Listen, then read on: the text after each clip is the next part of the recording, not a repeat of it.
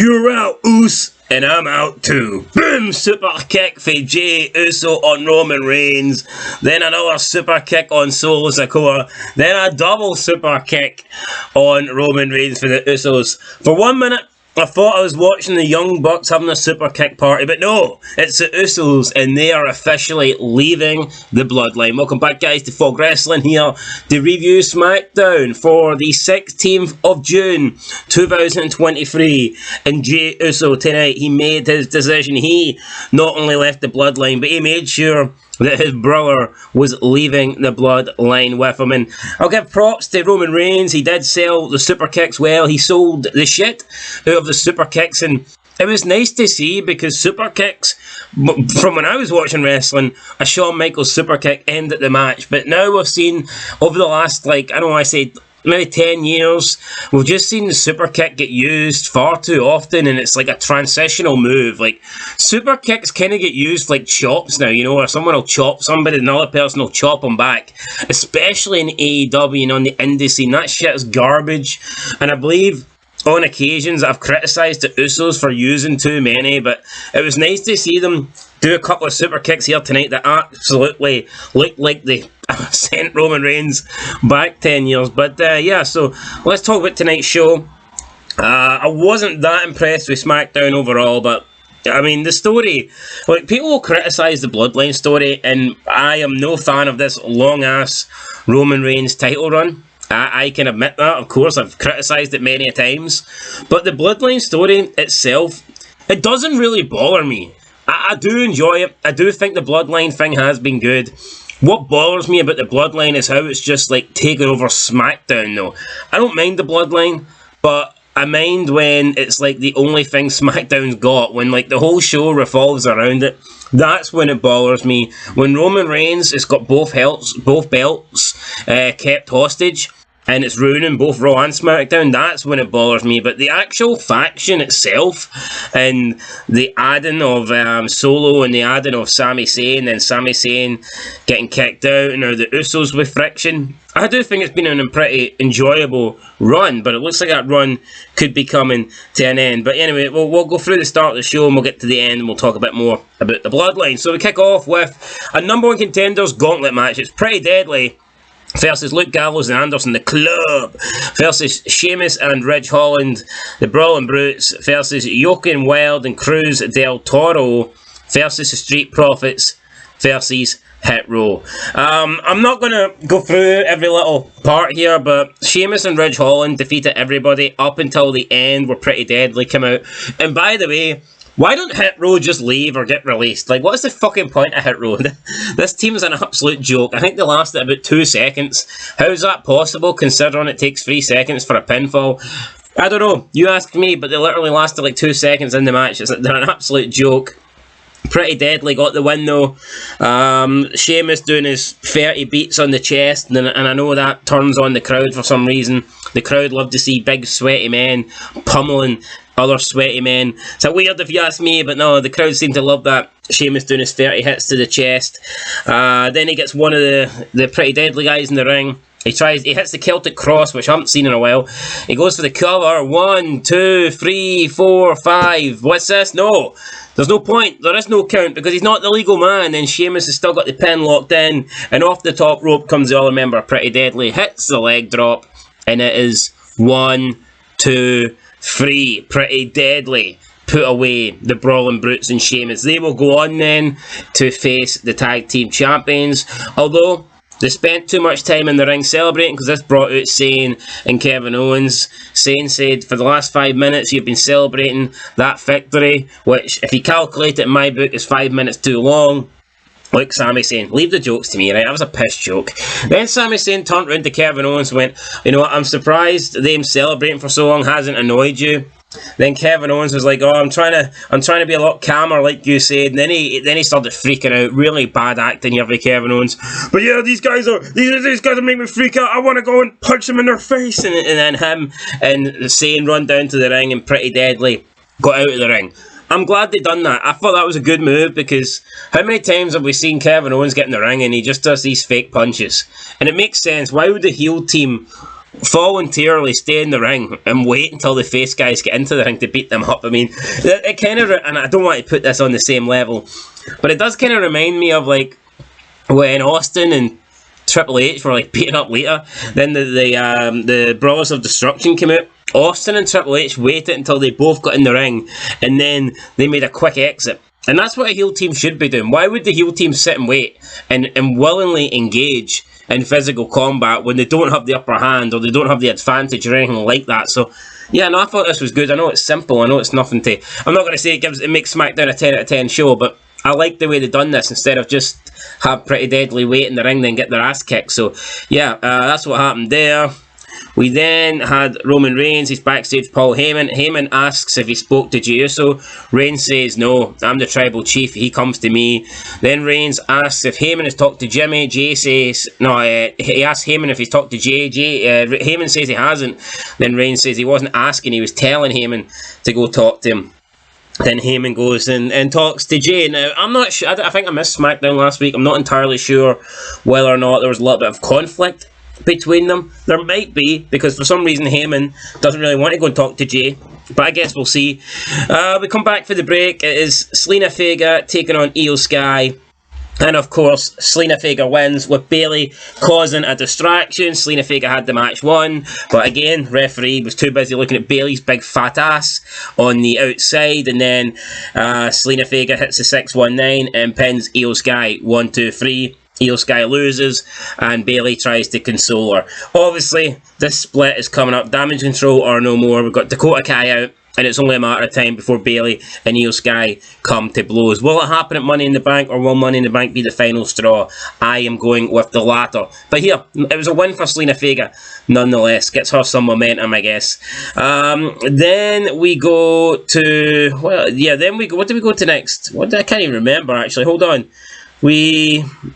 Well, yeah, it's the, what do you call it? The Grayson Waller effect. Okay, the Grayson Waller effect's on next. So look, unfortunately, I didn't watch this SmackDown live, so I just checked out the clips or whatever after the show, and from what I've seen, they just cut out any of Waller's involvement in this segment, so I didn't get to hear Waller say anything or do anything.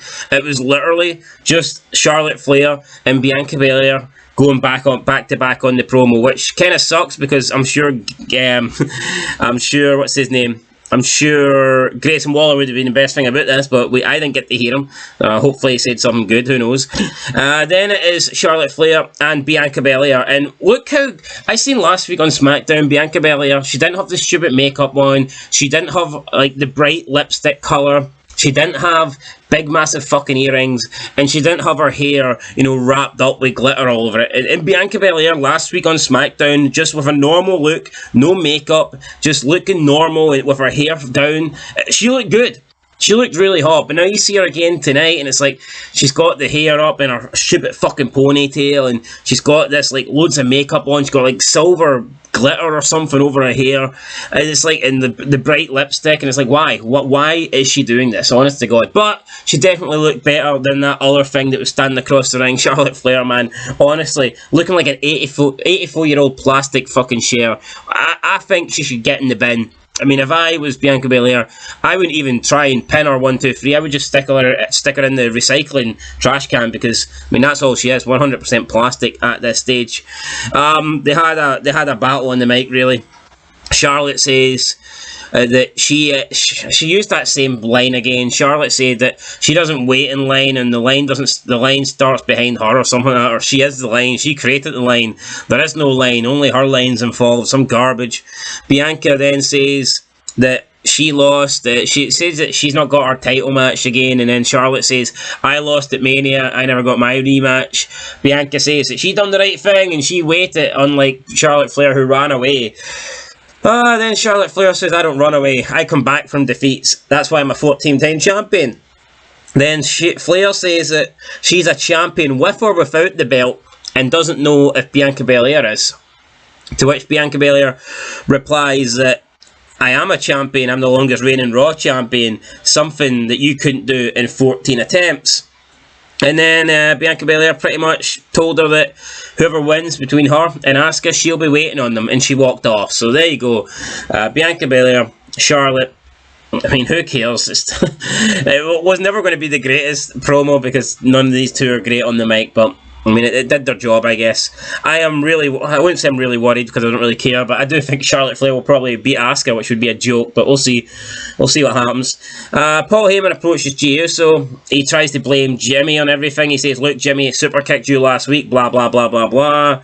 And he says, surely you're not going to let this go. You're going to have to stay with the Bloodline, and we're going to have to cut Jimmy loose. But Jey then tells Heyman that he's sorry, because if he's in the Bloodline, then Heyman is still out. So, I guess Jey's been telling Heyman, you're gone, you're finished, you're out of here. Again, I didn't see SmackDown. Was it 2 weeks ago or last week? I can't remember, but I missed SmackDown 1 week, so I didn't really get to see it. Then we got a mixed tag team match, Karrion Kross and Scarlett versus AJ Styles and Mia Yim. I mean, there was lots of women on male filings in this match, but no male on female filings, and it's like, these matches just look so dumb. When you've got the men having to share a ring with the women, but the men can't do anything, and the women can, then it is fucking painful to watch. It's like, why even do that? They should just make it, unless the men can, and I'm not saying the men should have to, I'm not saying the men do these crazy moves, or they have to strike the women in the face or anything like that. But I think men should at least be able to hit like a clothesline. Or at least let the heels. Maybe you don't want the face doing a clothesline. Look, I don't think there's anything wrong with Karrion Kross doing like a clothesline. Or like a powerbomb or something like that. Now, I get it, maybe they don't want them to like be directly struck. So they don't want a man to do a big boot to a woman or to like do a punch to the face. I get that. That is fair enough. But I don't see what the harm in doing even like simple moves like a clothesline, or if you want to do a big move to maybe end the match, something like a powerbomb or I don't know, a side slam or something like that. Like, you get my point. But it's like, so they wouldn't fight each other. Then towards the end, it's like AJ is looking at Scarlett because she broke up the cover. Then Scarlett is kind of like touching AJ a little bit and taking the hair away from his eyes. Then AJ takes his glove off and he points to his finger and goes, I'm married. And then Scarlett slaps him, and AJ turns around into the cross jacket for Cross, and then Cross beats AJ, and it's like, it just looks so stupid that basically here, AJ got beat because he wasn't allowed to do anything. And it's like Scarlett distracts him, and it's like, if you're not going to do anything, then why waste time looking at her? If you're not going to do anything, then just turn around and continue to beat up Cross. But no, AJ had to just basically stare at Scarlett for 30 seconds until Cross got back to his feet. The whole thing's dumb. The whole thing is so fucking dumb.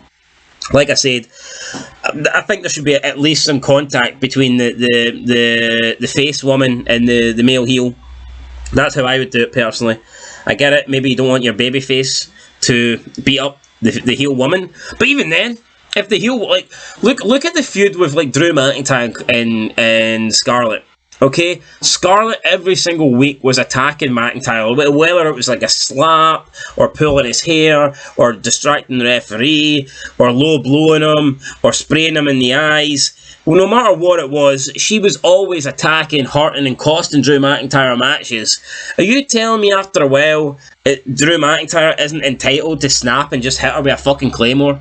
Are you telling me we're not allowed to do that? Like, come on, it's beyond a joke. I get it. If a woman does something once to a man, then he should probably be able to, like, show restraint. I totally get that. But if she's going to continuously beat him up, if she's going to continuously attack him, then you're sooner or later going to defend yourself. And I don't care what it is. In fucking real life, man, if a woman comes up and hits you once, you might, like, you know, you might let it go. But if she comes up and she's like fucking constantly beating you and striking you, then you're not just going to sit there and take it. You know, you're going to fucking knock her out. So let's have a bit of realism here in wrestling, because that shit's not believable. Anyway, Karrion Kross and Scarlett win.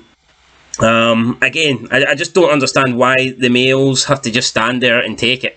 Like, take it once maybe, but it's like one of those things where it's like Cena. Like, look at, I remember back in the day, Cena, when he hit the AA on Lita, like, they were having a match and eventually Cena hit the AA, but that was after Lita, I believe, kicked him in the nuts and did a couple of, like, like, I don't know what she did, but I think she was like cheating and shit like that. And even then, when Lita was on the outside, she would have to do multiple things for Cena to like finally snap and hit the AA on her, or the FU. Cena just wouldn't look at Lita and then randomly do a move on her, because that would be a bit heelish. It's like, why would you just attack a woman? But if she's constantly getting involved, if she's trying to help Edge win and screw Cena out the title, if she's getting involved in physically attacking Cena, then yeah, sooner or later, doesn't matter, Cena's a babyface, but sooner or later he's going to fucking snap and he's going to be like, well, if you want some, you're going to get some. And that's what happened, and that's what should be happening now, but of course it just doesn't, because they're afraid to do or whatever.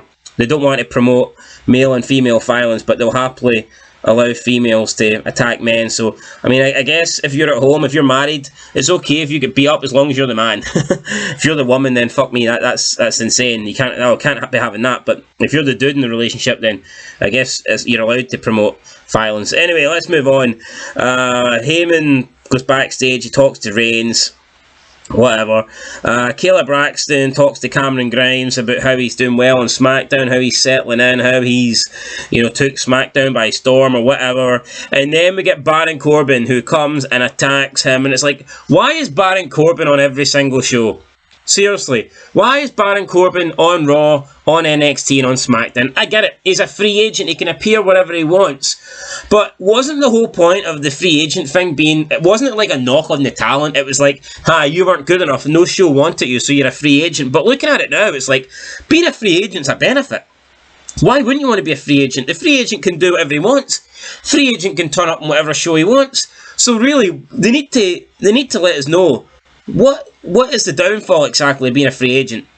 Because based on what we've seen since the brand split, everybody would want to be a free agent. Why would you want to be picked?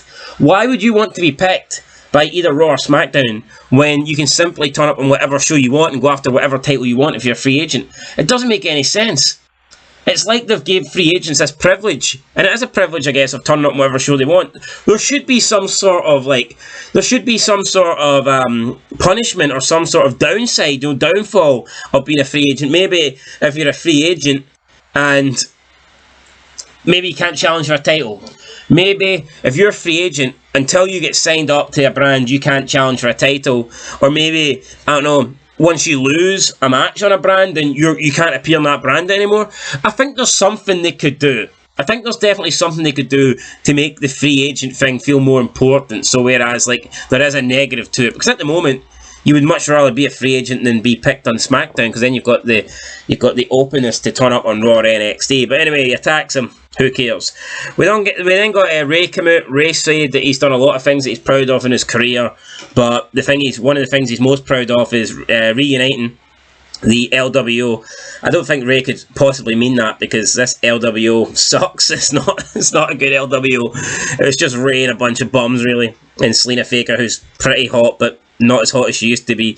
So yeah, I'm not really digging the LWO, but here, if Ray likes it, then so be it. But I still hear the Viva La Raza at the beginning of their theme song, so I'm sure Chavo Guerrero's going to sue them soon, trying to get some of that moolah. But LA Knight's had enough. He comes out, he attacks Santos Escobar and Ray after Santos Escobar says that Ray is like a father to him, and Ray, he wants everything Santos Escobar does, he wants to do it for Ray. So he takes on LA Knight and he beats LA Knight with a roll-up. Bit of a weird one here. LA Knight, it's strange what they're doing with him. It's like the guy just never seems to get any momentum. He'll win one week but then lose the next. It's like LA Knight just screams mid-carder to me. And he's got so much potential, and I think he should be a main eventer. Damn, I think he should be a champion, but I don't think WWE see him as a champion. And you see, I mean, if this guy can't beat Santos Escobar, then I mean, what chance has he got, really? And I get it, sometimes a win and a loss doesn't mean that much today in current wrestling, but yeah, it's very rare you see LA Knight put together a successive amount of wins. It just doesn't really happen. Then we get the Bloodline. Oh well, we've seen Jey Uso walk past Sami Zayn. Sami Zayn just looked at him. The crowd started chanting Usi, and that was it. So again, nothing special there. So they come out for the Bloodline. Reigns tells Jey that he's not the problem. He says that Jimmy's the problem. Reigns says, I've been grooming you for the top spot, and you're currently a main event Jey Uso, and one day you're going to lead because you are the main event, and Jey Uso was supposed to lead. But then Jimmy comes out And he says he's not the problem. The problem is their cousin. He says he hasn't been grooming you. The reality is he's been using you. Jimmy then asks Jay if he believes this garbage. Then Jay says, look, once you got out, once you got injured, I stepped up, I took over, and I became the man around here. Jay then tells Jimmy, you're out of the bloodline, and I'm out too. And then they both super kick. Uso, the super, whoa, they both Uso super kick Solo and Reigns, and then the Usos celebrate while they leave both of the guys out in the ring. And I'm pretty sure this means that it's going to be the Usos versus Solo Sikoa and Roman Reigns at SummerSlam or something like that. So that was it, guys. That was SmackDown. I mean, it wasn't a horrible show by any means, but for me it wasn't great. Reigns wasn't happy at the end. He kind of got left laying. I mean, he was down and out after the super kick. So, yeah, that's it, guys. SmackDown was alright tonight. You know what? I say it, no, it wasn't alright. It was mediocre. I'll give it a 3 out of 10. Yeah, 3 out of 10, guys. And that's it. That's all I'm going to give it tonight. Let me know what your thoughts were. 20-minute review here. Next week I probably will watch it live. I know watching the clips isn't the same, but I just don't have time to watch it on Saturday night or Friday night or whatever night it is. Can't even remember what night it is, guys. Anyway, I'll catch you in the next one. Until then, peace.